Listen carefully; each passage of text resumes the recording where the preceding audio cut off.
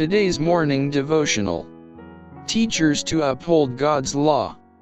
The law of the Lord is perfect, converting the soul. Psalm chapter 19 verse 7. Wherever Ezra labored, there sprang up a revival in the study of the Holy Scriptures. Teachers were appointed to instruct the people. The law of the Lord was exalted and made honorable. The books of the prophets were searched, and the passages foretelling the coming of the Messiah brought hope and comfort to many a sad and weary heart.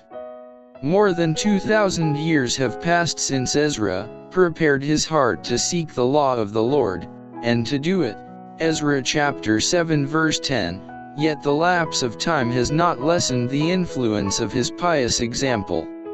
Through the centuries, the record of his life of consecration has inspired many with the determination to seek the law of the Lord, and to do it. Ezra's motives were high and holy. In all that he did, he was actuated by a deep love for souls.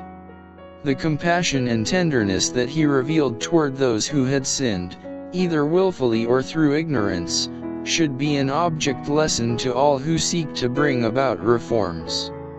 The servants of God are to be as firm as a rock where right principles are involved, and yet, withal, they are to manifest sympathy and forbearance. Like Ezra, they are to teach transgressors the way of life by inculcating principles that are the foundation of all right doing.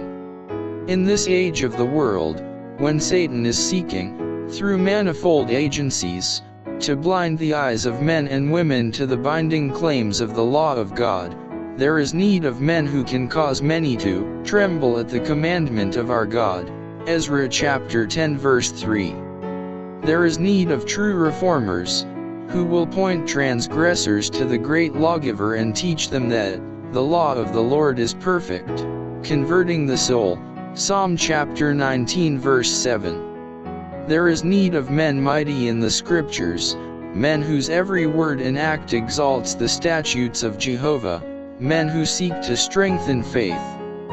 Teachers are needed, oh, so much, who will inspire hearts with reverence and love for the Scriptures.